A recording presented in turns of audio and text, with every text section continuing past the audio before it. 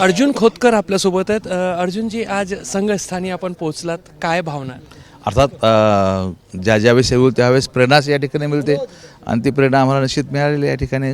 बौद्धिक वगैरे निश्चितपणे चांगलं मिळतं आणि संघाचा जो आहे मेन अजेंडा लोक जनसेवेचा, राष्ट्र उभारणीचा, राष्ट्रप्रेमाचा, तो निश्चितपणे पुन्हा गळत होतो. संघाचा विचार असेल आणि शिवसेनेचा विचार असेल कुठेतरी एका समान पातळीवर आणि समन्वय साधून आहे अनेक दशकांपासून.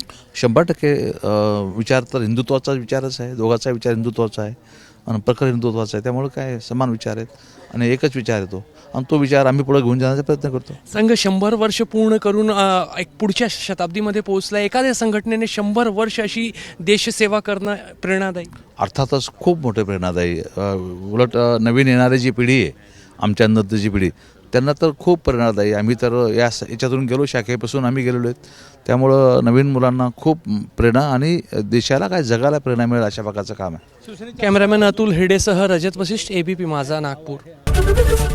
ABP माझा, उघडा डोळे बघा नीट.